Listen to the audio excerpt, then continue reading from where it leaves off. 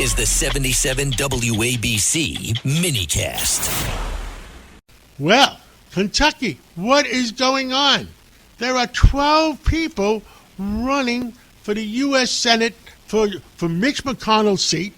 And with us today is Congressman Andy Barrr, and he is the leader, I understand. And, well, Congressman, I understand you were with President Trump on Wednesday night when he was in Kentucky. Tell us about President Trump's visit. Tell us about what's going on in Kentucky. Well, I was, John. Thanks for having me on the program. And the president was in a great mood, as he should be. He was all fired up. He came in to campaign for Ed Gallrein, Navy SEAL veteran from northern Kentucky, running in a primary against my colleague Thomas Massey. President Trump has endorsed Mr.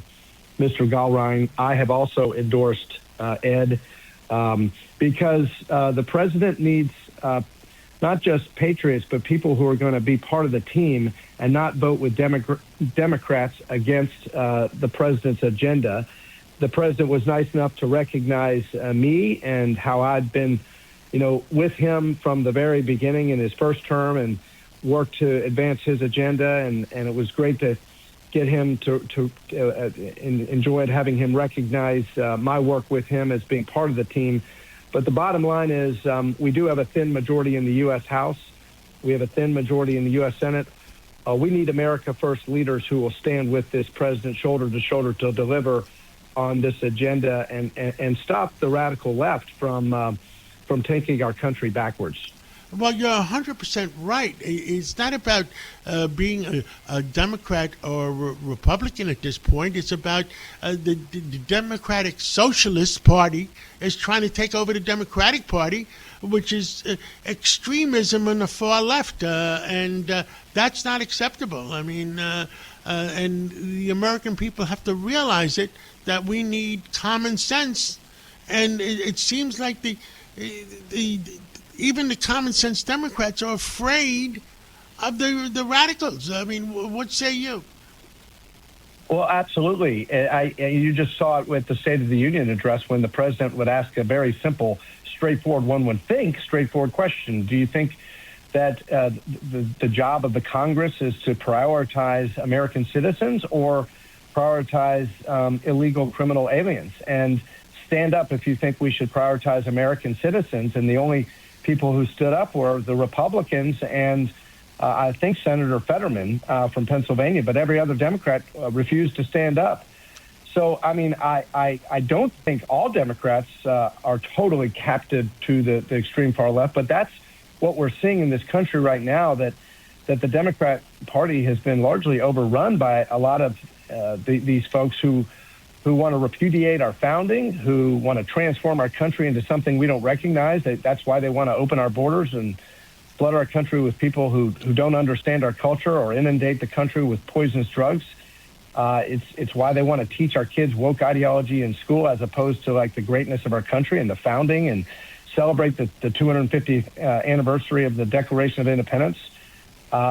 It's why they're rejecting common sense. They want to force biological men into girls' sports, and they want to replace free enterprise with socialism. And that's, when I think of where you live, John, in New York City, this is the capital of capitalism, and it's just so sad to see, Mamdani, it fully embrace socialism over free enterprise, and the Democrats in Washington, D.C. actually celebrate an agenda that prioritizes raising taxes, higher taxes, and more regulations, which takes away freedom from the American people. We want to promote in our party, and with President Trump, we want to promote the dignity of work.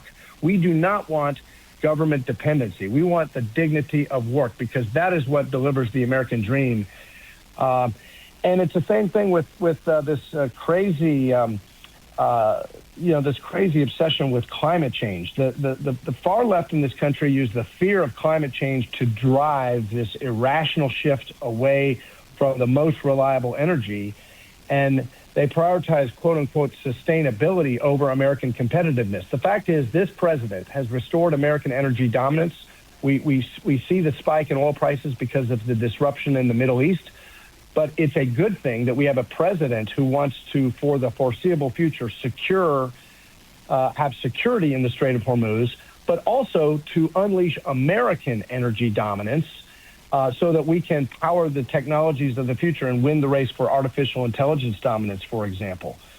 So I really appreciate this president's restoration of peace through strength, what he's done to obliterate the Iranian threat, what he did taking out Maduro in Venezuela.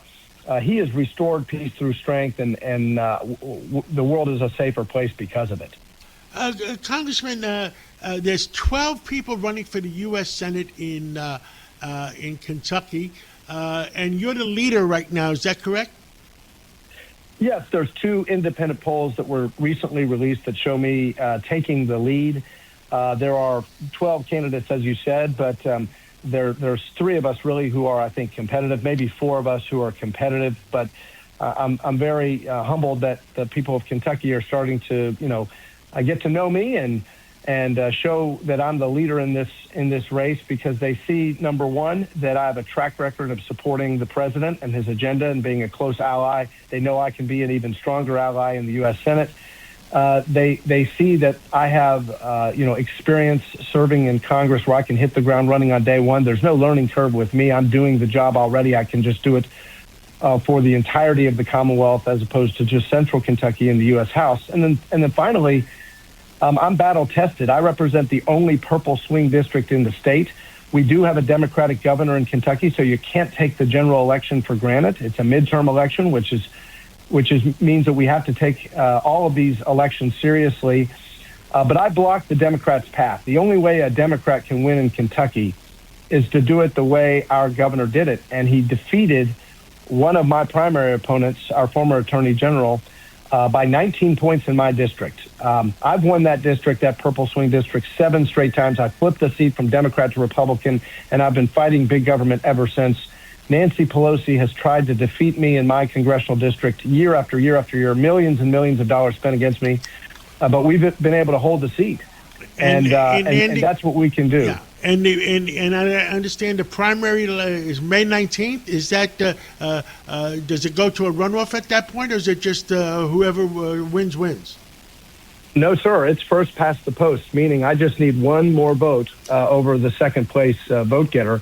Okay. And we think we're going to have a really big victory because the people of Kentucky want someone who can deliver, has a track record of delivering, who will be an ally of this president and will help make this country great again. Congressman Andy Barr, good luck in that primary for the U.S. Senate to